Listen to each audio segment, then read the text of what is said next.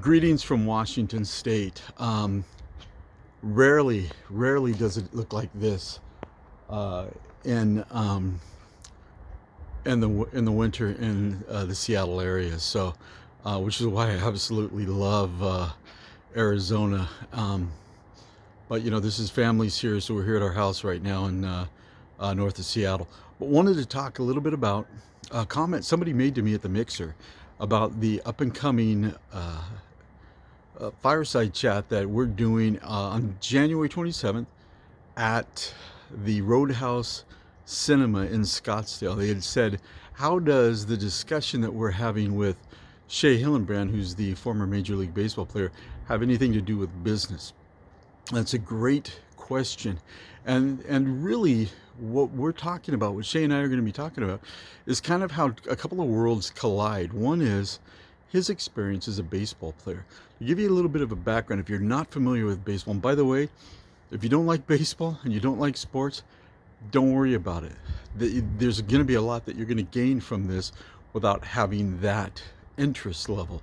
Okay, but if you think it, just to give you, just to frame it a little bit, between the major leagues and the minor leagues, there's call it 150 teams between there, about 6,000 players.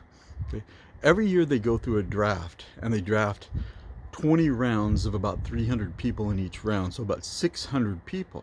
So if you think about that, about 6,000 people that play, 6,000 men that play professional baseball, and each year about 10% get purged or whatever, and then there's a new group that comes in. So Shea was drafted in the 10th round, which means that he's right smack in the middle of that, probably about, call him number 275, 300 in that range, which means that now you've got what is it, like six, whatever it is, there's hundreds and that's almost 1,000 guys at the Major League Baseball level that already hold a slot.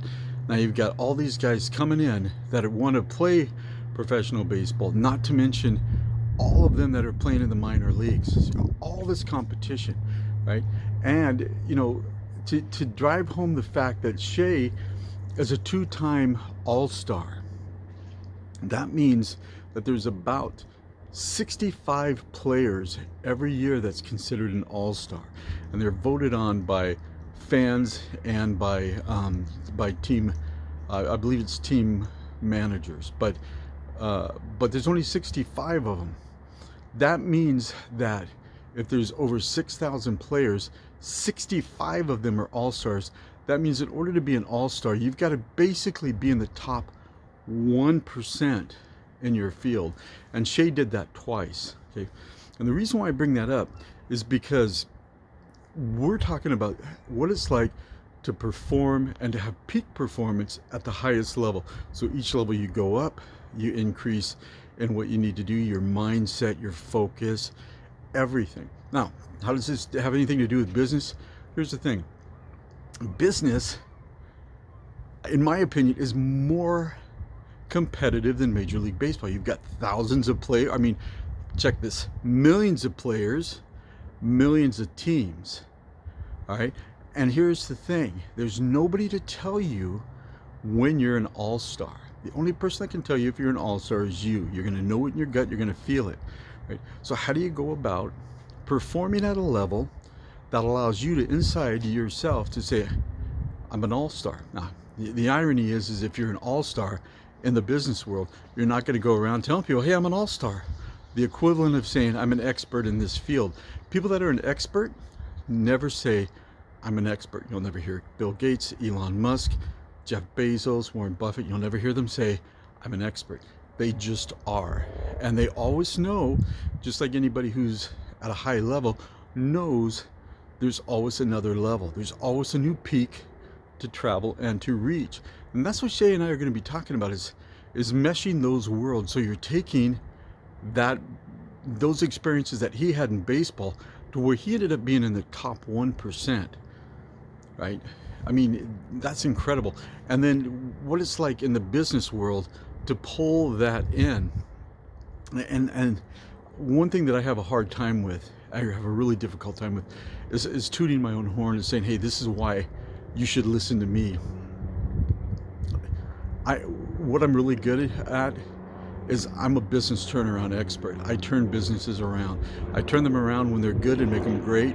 I turn them around when they're not good, when they're bad, and I make them great. So it's all about how do I take, got a plane above me, how do I take what I know, my experiences, and raise the bar each and every day, day after day. I do that month after month, and I look at my life, give you a little bit of a clip. I'm looking about what am I doing hourly, and how does the hour impact the day? What I'm doing in the day, how does that impact my week, my month, my year, my life? And at any given time, I can tell you this is what I'm doing this hour, and this is how it's going to impact this week or this day, and it's going to impact the week. All of this rolls up and how we increase our performance and become even better than what we are right now. So another plane, man, it's plane central. So here's the thing, I'll close up with this. January 27th, we've already had a decent amount of people RSVP for it, and just telling me because the website's not up yet, but there's only 40 slots. We're hoping that you'll be one of them. This is for Passport members. If you're a Passport member, just drop me a DM, let me know here, send me an email at tab@networkingphoenix. However you want to do it, to just say, hold a slot for me. If you're not a Passport member, ask us about what that's like and how you can get that so you can be part of it. But hope you're doing well, and I hope I didn't kill you with this near 7-minute video. Have a great weekend. Have a great holiday season. See ya.